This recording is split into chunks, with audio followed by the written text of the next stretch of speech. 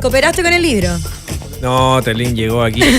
Oye, no, pero muy lindo el libro, lo recomiendo. A todo esto tenemos un informe olímpico, la sección Pablo Olímpico de nuestro auditor Pablo Suárez, que nunca falla. Nos pone al día él, mientras nosotros hacemos el día global, él dice: Crystal Kobrich se quedó con el segundo lugar en natación. ¿En serio? ¡Qué emoción!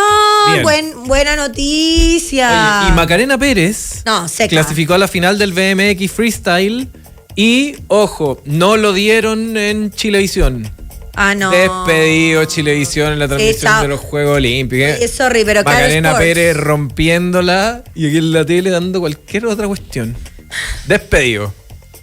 ¿Sí o no? Sí, que en YouTube se ven los Juegos Olímpicos. Consúmalo usted en directo. Los deportistas chilenos mañana compiten los primos Grimalt. Además, Pablo nos cuenta, Nicolás Yarri y Alejandro Tavilo ayer lograron ganar en doble a Luciano Darderi y Lorenzo Musetti. Y en segunda ronda se enfrentan a Adam Pavlasek y Tomás Machak. Genial. Oye, buenas noticias de los Juegos Olímpicos.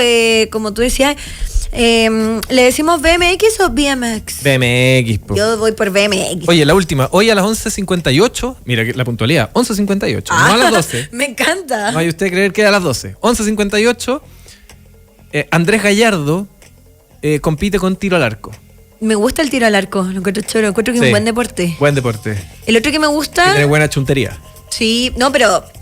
Pasa que de repente hay gente que dice, ¿cómo va a ser eso un deporte? Tenés que estar físicamente muy preparado para hacer tiro al arco. Gesto técnico ahí, la estirada del arco. Te encargo ahí los licuos marcaditos para eso. ¿no? Sí, buen ahí, trabajo de buena core, postura. toda la cosa. Sí. El que me gusta harto como deporte, así como si uno se pone a soñar, pues, y que los panamericanos hicimos lo mismo. Si tuviera que elegir ser deportista para postular a unos Juegos Olímpicos, elegiría el remo. ¿El remo? Lo encuentro choro. Ah, no, yo te hacía en la gimnasia, Fran. Ah, no, nunca fui buena. De hecho, siempre me zafé del salto al caballete y la viga en el colegio. Pero buena para el remo. No soy buena. Estoy diciendo como si tuviera que... De hecho, ¿sabéis por qué lo pienso? Porque en el gimnasio, ¿viste que existen como estos remos? Ah, sí. Es muy difícil. Es difícil. Hasta 15 minutos, terminarías muerto. Yo no sé, o sea, cáchate el cuero de los remadores, me imagino que así se le llama. Cáchate el cuero que tienen, porque trabajas todo tu cuerpo. Claro. Todo, hasta las pestañas trabajas. Entonces, si tuviera que elegir un deporte o ser deportista de alguna categoría, sería remadora. Mira, no, yo volei playa me gusta. Sí, tú eres full volei playa. Yo soy voleibol playa, olímpicamente. Y con la Torre Eiffel detrás. Sí, pues lindo. Muy lindo bonito. marco y ahí como traje de baño, ¿cachai? Eso, yo te veo total. Sí. No, pero en realidad no es en traje de baño. Te imagino. No compiten en traje de baño, no hay usted a creer las cosas que... Como con unos shorts. Con shorts.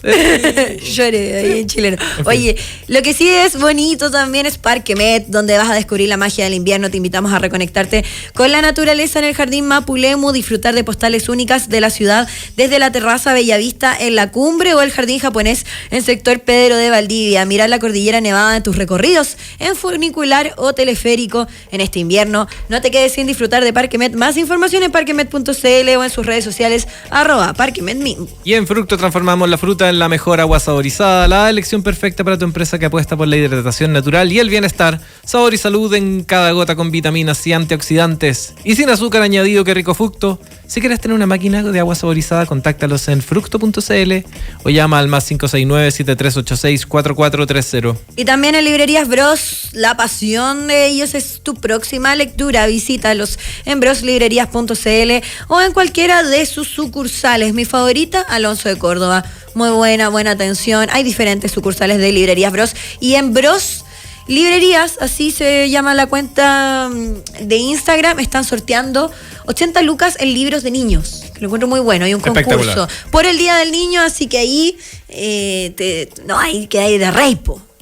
Apuesto que Fernando Mendoza todavía no entra a este estudio porque se está preparando su café Amati, la cualidad de un café fresco, un café importado directamente desde origen, conociendo así su trazabilidad, asegurando una excelente calidad. Café tostado semanalmente en una casa de tueste. ¿Has ido a alguna casa de tueste? Nunca. Yo fui a una. ¿En serio? Hay un olor a café para morirse, increíble. Debería haber como perfumes. Viste que cuando uno va a comprar perfumes te ponen café, aquí al revés. Así es la cosa. Por eso el café siempre está fresco. Y en Café Amati encontrarás diferentes variedades de café arábico, blends. En cafeamati.cl están y puedes ahí conocer todo lo que hay que saber sobre ellos, la cualidad de un café fresco. ¿Se lo habrá servido ya, Fernanda? Ahí viene café en mano, ¿viste? Ay, lindo. Café en mano y como siempre con un papel escrito a mano, lápiz. Sí, no viene con computador ni nada de cosas. Nada de tecnología. Él hace su... Café, lápiz y papel. Todo su estudio a través de tal cual, café, lápiz y papel. Y hoy día, por supuesto, tenemos que hablar contigo, Fernando Mendoza, historiador, sobre... ¿Qué más? ¿Qué más? Venezuela. Oye, en los últimos minutos hemos tenido noticias, te actualizo. La OEA... ¿Qué dijo? Habló y pidió a Maduro que acepte su derrota y acusa una manipulación aberrante en los comicios. Se pronunció la OEA. O sea, no sé si la OEA pesa mucho en este minuto. No mucho, pero mucha gente también decía, por otra parte, que pasaba con esas declaraciones necesarias por parte de la OEA. ¿Qué estará pensando Maduro? Bueno, bienvenido, Feña. Gracias. ¿Qué estará pensando Maduro que ganó, po? O que si no lo hizo, claramente está convencido que lo hizo. O sea, y que merece estar ahí. Claro, ya. ¿Y dónde nos remontamos para contar esta historia? Y que merece estar ahí. Mira, un dato interesante podría ser partir por la elección que lo llevó al poder. Ajá. ¿Qué año fue eso? 2013. Ya. 2013. Imagínense que el 2013 Maduro saca el 50.6% de los votos. Entonces ya por ese dato, que 11 años después saque 51.6%, cuando 8 millones de personas han ido de Venezuela. Sospechoso. Ya, por ahí, ¿o no? O sea... Total. Y además los solo para partir de ese dato. ni siquiera calzaban. Pues cachaste que los cómputos oficiales sumaban como 130% de los votos. No, mal. Eso es lo que hemos visto ahora. Sí, en esa... claro, pues foto que muestran de los resultados como del desagregado por voto. Claro, sí, porque era como 51, 44 y todos 4.6, que claro. Por último, saquen el cálculo bien. Sí, el cálculo tiene que sumar 100. Sumaba como 120%. Pero bueno, lo del domingo no es novedad. Al final hay un cúmulo de elecciones y hechos que demuestra que la estadía de Maduro en el poder es ilegítima para los estándares de democracia que entendemos en América Latina, que básicamente quien tiene mayoría de votos gana y quien no tiene que irse. Porque bueno, es interesante ver esto, porque Maduro llega al poder por la muerte de Chávez, que ahí inicia la historia del llamado del chavismo, pues, en 1999. O sea, estamos hablando ya de un cuarto de siglo que Venezuela está bajo este movimiento político. Del 99 al 2013 estuvo Hugo Chávez y desde el 2013 en adelante estuvo Maduro. Entonces ahí, como les comentaba, bueno, en octubre de 2012 hay elecciones presidenciales en donde Chávez es reelecto, ya por un, creo que tercer periodo, en donde saca 8.2 millones de votos, el 55% de los votos. Uh-huh. Esto es en octubre de 2012, cuando ya estaba con cáncer, con metástasis ya. Porque Chávez muere en marzo, el 5 de marzo de 2013, y en consecuencia se hacen las elecciones un mes después, en abril. Y bueno, y ahí también hay todo un tema constitucional que Chávez designa a Maduro como su sucesor. Y ahí inicia, y por eso está ahí. O sea, porque Chávez antes de morir dice que Maduro es el que lo tiene que reemplazar ante su muerte. Y ahí en las elecciones que se hacen en abril, Maduro saca 50.6, es decir, baja casi 800.000 votos. Y Capriles, que era el contrincante en ambas elecciones, en las elecciones con Chávez saca 44 y Capriles 49.1. O sea, la elección de Maduro fue 50.6, 49.1, o sea, peleadísima. Y ya ahí hay voces que dicen que hubo fraude. Pero dándole el beneficio de la duda a Maduro, dándole el beneficio de la duda que esas elecciones sí las ganó legítimamente, ya vámonos a lo que pasó el 2015. Porque ¿qué pasó el 2015? Hubo elecciones legislativas en Venezuela por la Constitución que rige. En aquel país hay una cámara, es un parlamento unicameral. A diferencia de Chile, que tenemos dos cámaras, que es la Cámara de Diputados y el Senado, que ambas tienen las mismas competencias. Tienen idénticas competencias en el caso de Chile. Y en esas elecciones, en las elecciones de 2015, fue la primera vez que la oposición tuvo una victoria más o menos sustancial desde la llegada del chavismo al poder en el 99. ¿Y qué ocurre en las elecciones del 2015? La oposición obtiene 2/3 de los escaños. Y tú con 2/3 de los escaños puedes reformar la Constitución e incluso destituir a figuras como el presidente, que en este caso era Maduro. Y que en este caso ya el año 2015 empieza una crisis económica considerable porque el éxito del chavismo radica principalmente en su apoyo o en su transferencia de recursos petroleros hacia sus votantes. La principal reserva del mundo de petróleo está en Venezuela. Exacto, la principal reserva de petróleo está en Venezuela. Y por otra parte, con Chávez coincide durante o gran parte del mandato de Chávez, que es el 2003, del 2003 al 2013, hay un alza histórica de los precios del petróleo.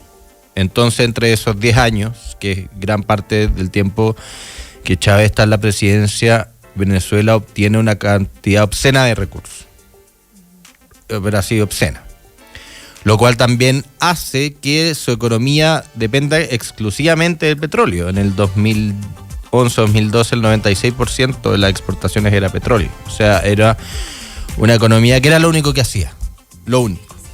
Entonces cuando muere Chávez y llega Maduro, los precios del petróleo colapsan. Por ende hay una crisis económica sustancial que parte justo con la llegada de Maduro, lo cual, sin el carisma de Chávez, por supuesto, inicia este gran descontento que ya se traduce en esta victoria de la oposición que el régimen reconoce, porque el régimen reconoce que la oposición obtiene 2/3. Pero ya ahí a los pocos días se dan cuenta del riesgo que tienen, que la oposición con esta mayoría tan considerable incluso puede destituir a Maduro. Entonces, ¿qué hacen? Ahí mueven artimañas para inhabilitar a 3 diputados.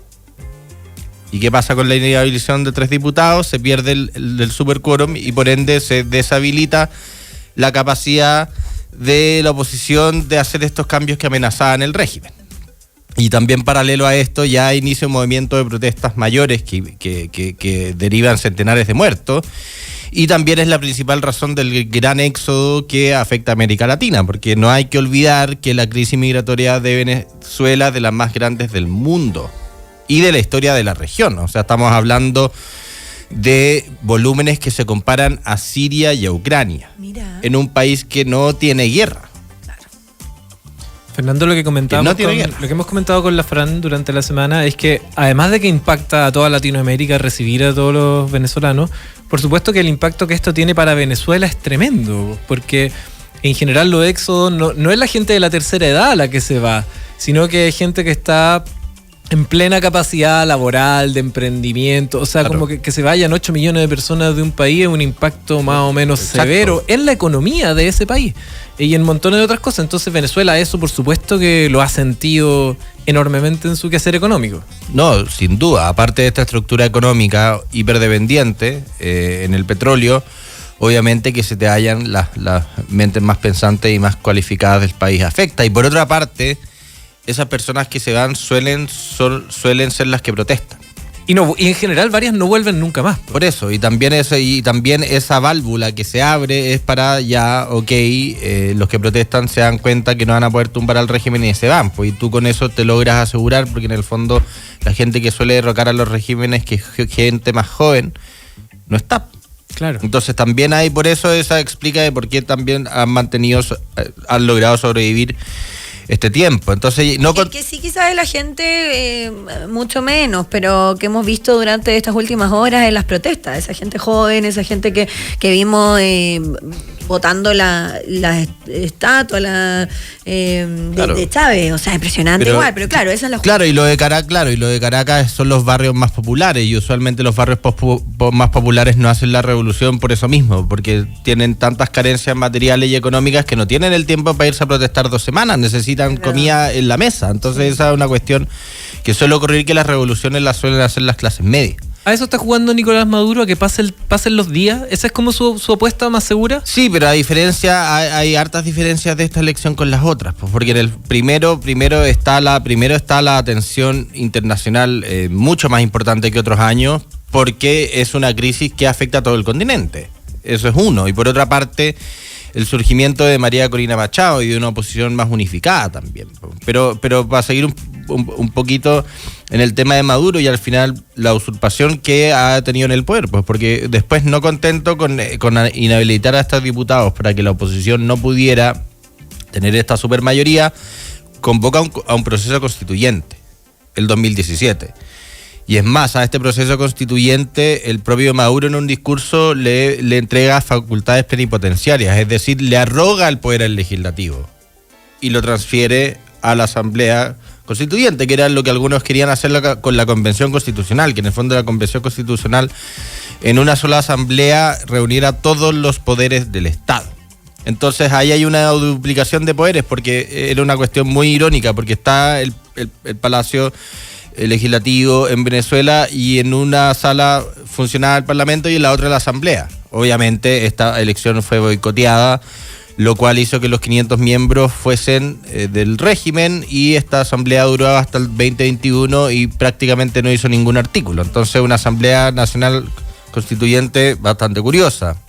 Después en 2018 Maduro, en el periodo que está ahora, también se reelige en unas elecciones que vota menos del 50% de la población, que se reconoce que hay fraude considerable, que no se permite que la oposición participe. Entonces también el periodo que está ahora no es un periodo legítimo. Y también en Venezuela pasó una cuestión bien curiosa en esos años, porque como respuesta a este mandato de Maduro, Juan Guaidó se autoproclama presidente.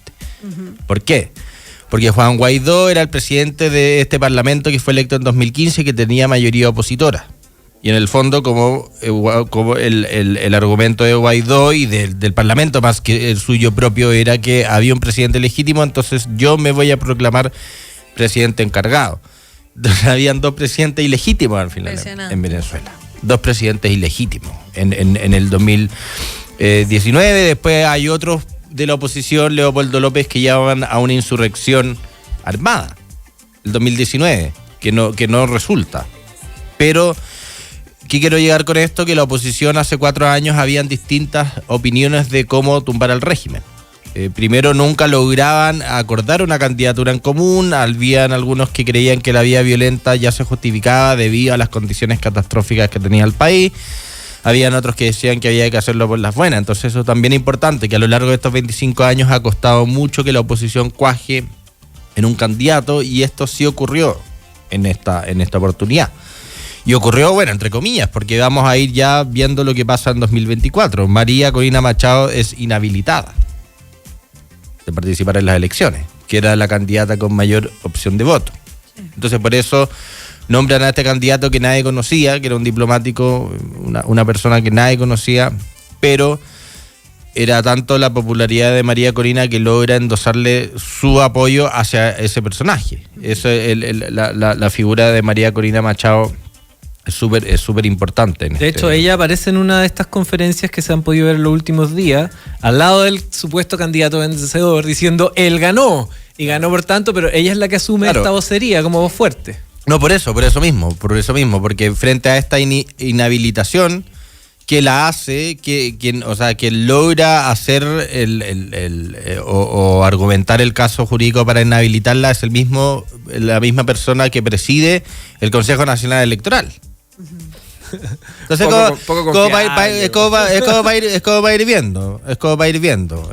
Más o menos que claramente habían muchas trabas en estas elecciones. Por otra parte, otra cosa no menor, que podían votar 60.000 personas de los más de 5 millones de venezolanos que no viven en su tierra. Sí, mucha gente aquí en Chile reclamaba porque no pudo votar. Gente que se fue porque no le gustaba Maduro. O sea, casi nadie pudo votar. Claro, 1%.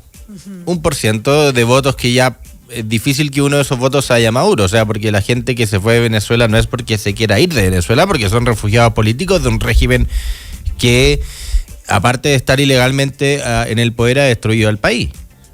Entonces también hay que recordar eso. Aquí todo este fenómeno migratorio que se da en Chile no es porque la gente quiera estar, es por una cosa de desesperación. Sí. ¿Cuáles son muy difícil lo que vivimos en las últimas horas, y también el minuto a minuto vale más que nunca? Pero ¿cuáles son los escenarios posibles para Maduro, para Venezuela mismo? También esto, de alguna u otra forma, tiene que ir desenredándose. Sí, pero o sea, claramente el régimen y harto de sus aliados ya lo han apoyado, ya han reconocido su victoria. Uh-huh. Entonces aquí está este tema de que nunca había existido esta situación. ¿Qué tan estallido va a tener? Pues esa es la ya empezó, ya empezó. De hecho, y ya ha muerto gente. Que tiene que ver con lo que estás diciendo tú, porque se han estado derribando estatuas de Hugo Chávez. O sea, en el fondo lo que está empezando a caer con el sentir popular es la ideología completa. Claro. ¿no? Y había una cosa bien curiosa, la gente caminaba por la calle cantando "El pueblo unido jamás será vencido", aquel himno famoso de Quilapayún que ahora va en contra de un gobierno de izquierda. Entonces la gente ya está desatada. Claro, la pérdida del miedo al final, que también es bien importante en este tipo de protestas. Y en Filipinas también recuerdo que pasó algo similar con Ferdinand Marcos en Rumania también, cuando hay estas tiranías ya muy corruptas y que se sostienen el poder a la fuerza, cuando al final la única forma que caigan es que haya un volumen de gente sustancial que logre superar a las fuerzas de orden y que por este movimiento de masa los soldados se den vuelta. Esa es la única forma. Que los soldados se den vuelta. Sí, claro, y el problema es que obviamente que los soldados se den vuelta no es un tema fácil. Primero porque creo que son como 300 generales. Y al final lo que hizo Chávez, porque Chávez tuvo un golpe de Estado en el 2002 y lo derrocaron como 2 días, fue, o sea, los militares, como en Cuba, los militares tienen que robar, tienen que beneficiarse del sistema, porque si se benefician del sistema no me van a derrocar, porque si me derrocan se les acaban sus beneficios. Ese es el problema. En 25 años se ha logrado generar una burocracia tan dependiente de estos beneficios que en el fondo a ellos no les conviene darse vuelta la chaqueta. Al soldado raso sí, al soldado medio sí, pero en general va a costar mucho que se dé vuelta la chaqueta. Entonces es un tema ya que es lo mismo que pasa en Cuba finalmente. Sí. Entonces la violencia va a escalar obviamente, porque obviamente el régimen, aparte de las Fuerzas Armadas, tiene estos llamados colectivos, que son estas bandas paramilitares, que son como estos bullies que andan con pistolas en la calle matando a gente, disparando a los departamentos que se está manifestando con las cacerolas. Y cada hora que pasa es peor, como decías tú, Feña. Anoche fue muy complicado el escenario en Venezuela y fue rapidísimo, o sea, rápido, ya muy violento, muy rápido y fuerte, y de un día, por eso. Y ahí también, bueno, los aliados juegan un rol relevante. Tú hablabas de Cuba, me imagino que también Estados Unidos puede pronunciarse al respecto. Ya Chile no es un aliado. No. El presidente Boric volvió a hablar hace algunas horas con una postura bastante tajante, y ya los diplomáticos se fueron, o sea, no se fueron. No, esa es la única forma, o sea, la única forma que se termine esto es que haya una protesta popular tan grande que abrume. Duró poco la embajada chilena en Venezuela. Claro, que abrume a las fuerzas de orden, la única forma, porque si no van a seguir matando, así lo han hecho siempre. O sea, cada amenaza que han tenido al poder han salido a matar a gente, a centenares de personas, y además sus aliados ya lo apoyaron, o sea, China, Rusia, Cuba. Ahora, bueno, era Twitter súper cagüinero, pero muestran como los mapas de vuelo y que estaban llegando muchos vuelos de Caracas, y si de La Habana, y si esos vuelos de La Habana eran gente, eran militares cubanos, porque pero al final está fondeado Maduro. Están en el Palacio de Venezuela. No ha salido a hacer ningún tipo de declaración ni nada, como que... No, nada. Indoor. Eso no era muy eso está recién empezando, y también lo vimos en el estallido aquí, pues, que la percepción de violencia aumenta la violencia. Es verdad. Y que las declaraciones del presidente, como no estamos, que estamos en guerra, incendian. Pues. Entonces, usualmente cuando en este tipo de cosas las protestas van escalando día a día. Entonces, si ya vemos que el día siguiente hay este nivel de violencia, o sea, solo va a ir escalando, y obviamente el gobierno no va a renunciar, porque lo han dicho en todos los tonos que no van a dejar el poder nunca. No, pues nunca. Renunciar. Entonces la única forma es eso, la única forma es que las protestas escalen a un nivel tan masivo como ocurrió en Filipinas con Ferdinand Marcos, por ejemplo, o en Rumania con Ceausescu. Cuando tiene este nivel de tiranías, al final es la única forma que caigan, porque si no van a poder seguir reprimiendo y matando. Igual, en general, hay que ser prudente, por supuesto, porque uno está acá súper lejos y no sabe tanto, pero todo indica que hay cosas que son como de los tres chiflados, ¿no? Esta imagen de la gente que está como en el consejo electoral y se saca una selfie, y en la pantalla de todos los computadores aparecía que perdía Maduro. Claro, po. Diciendo, ganamos, ¿cachai? Como que obviamente queda renunciar si... Hoy no, pues si no va a Posible. no va a renunciar, claro, y al final, si hubiese aceptado la derrota, que es algo muy difícil, se podría haber pescado una buena jubilación, pero en el fondo, mientras más escale y más violento se ponga, más posibilidad tiene de irse a la cárcel o que lo linchen, no sé, como o de esta gente al final. Como lo que pasó acá también con el plebiscito, pues. Sí, muy similar ahí. Que el se escenario. reconoció, pero también Se negoció. Se negoció, Claro. tuvieron 2 años para negociar, porque el mandato de Maduro expira en enero del 2015, o sea... 25. Estaba tanto 20 pasadito. no, el 10 de enero del 2025, 25. expira, o sea, tiene hartos meses, pero claramente si dicen ganamos y todos los que no les gusta son unos fascistas, obviamente no hay ningún ánimo de diálogo, entonces por eso, no, la cosa tiene muy mala pinta, va a morir mucha gente y... así que vamos a estar atentos a ver qué pasa. Muy atentos, de seguro te vamos a llamar ahí con algún último minuto dentro de la semana o la próxima, porque estamos ahí al tanto de lo que va ocurriendo respecto a Venezuela. Aquí en Chile también la gente tratando de ir a la embajada a hacer sus trámites, hoy día está todo cerrado y quizás hasta cuándo, así que El es un poco pasaporte también, el del más caro de América Latina, cuesta También. como $300. ¿No? también, ¿Cuánta po. gente tiene ahí ¿En serio? un montón de Sí, po. papeles? Eso también, claro, pues hay miles de trancas, claro, a pesar de todas las trancas que hubo para hacer las elecciones, igual Los trámites siguen siendo complicados. no, siguen siendo complicados y además al final las actas se tuvieron porque la gente se quedó afuera y logró conseguirlas, porque en el fondo pararon, o sea, los centros de votación detuvieron la entrega de datos al Consejo Nacional Electoral. Se congeló, entonces estas actas fueron al final de las personas que estaban afuera de los colegios y lograron conseguir las actas y ahí juntarlas. Y por eso ahí tienen el 70% de las actas, porque fue por eso. Si no hubiera sido así, no se podría. Fernando Mendoza, historiador, muchas gracias por estar con nosotros. Gracias a ustedes. Te pasaste. Viene ahora Emprender es clave. Que estén muy bien, cuídense. Gracias por estar aquí. Chau. Esto fue